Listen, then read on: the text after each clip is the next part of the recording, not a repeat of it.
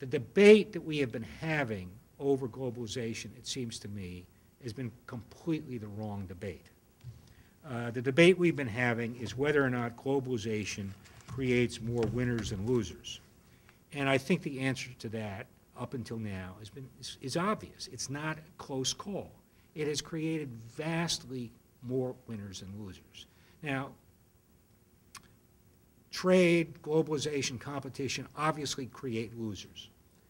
Anytime you have competition, there's a danger that somebody who's in the market is not going to fare well and is going to be edged out.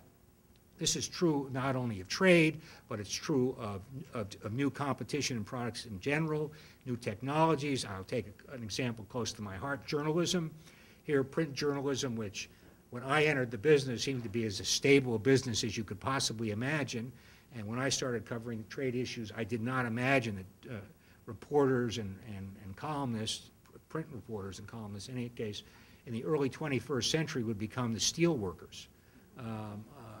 What steel workers were in the 70s and the early 80s, but that is in fact what's happened. Large parts of our business are being put out of business by the internet and these new technologies.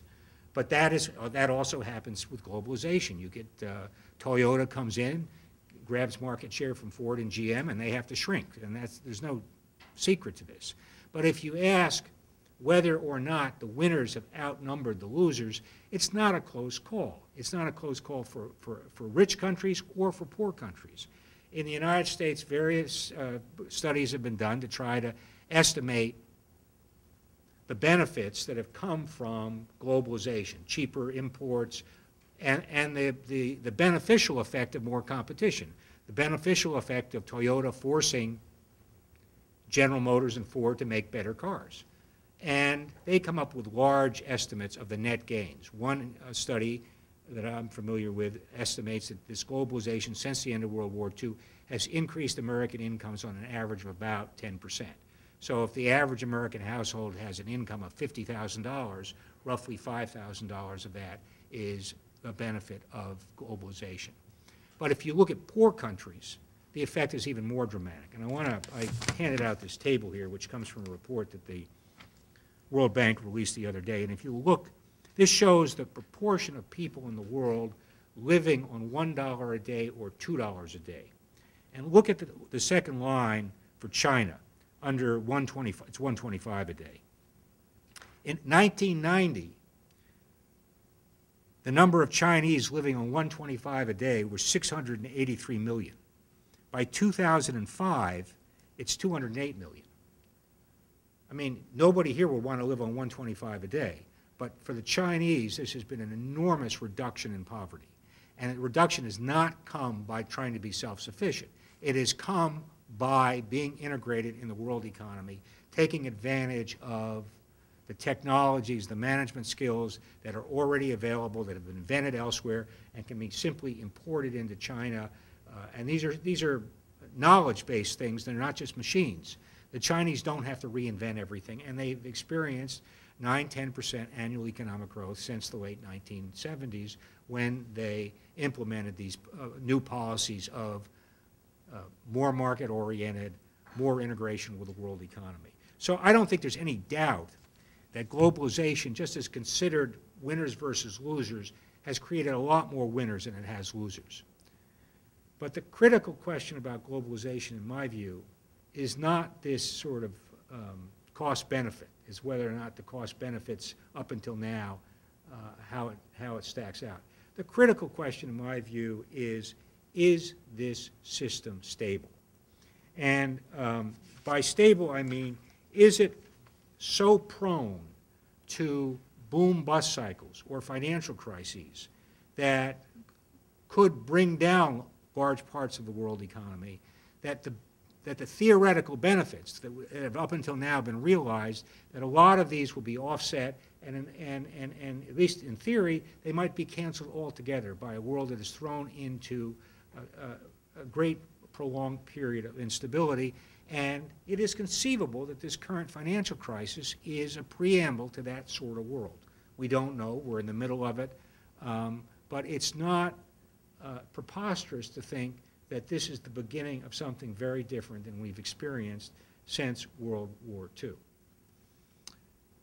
When I say stable, I mean it in two senses. First, is this system stable politically? Every successful economic system basically is built on a successful political system. It is a system that has laws and regulations, and it is accepted as legitimate by the people participating in it. There is a framework for resolving conflicts.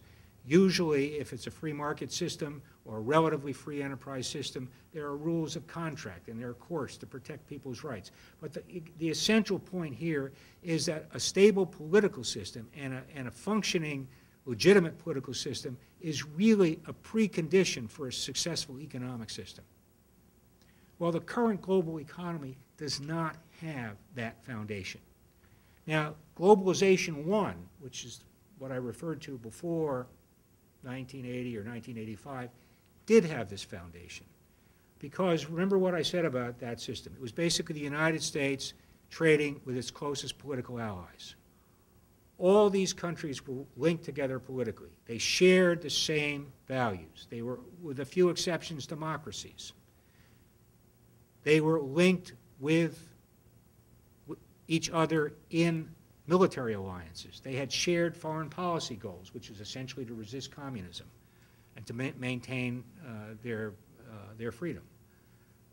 They had similar judicial and legal systems, protection of people's rights, protection of contract rights. And there was a leader to this system, the United States. It's not to say that there weren't disagreements. There were disagreements almost from the moment World War II ended. But in a crisis or in a crunch, everyone knew that there was one country that mattered more than all the others. And all the other countries knew that in a crisis, what the United States wanted really had to be done because they were so dependent on the United States for so many things. They were dependent on the United States for a military umbrella. They were dependent on the United States for basically providing the largest market for their goods. They were dependent on the United States for the stability of the global currency, which was the dollar, which became unstable in the late 1970s. Again, something I go into in the book.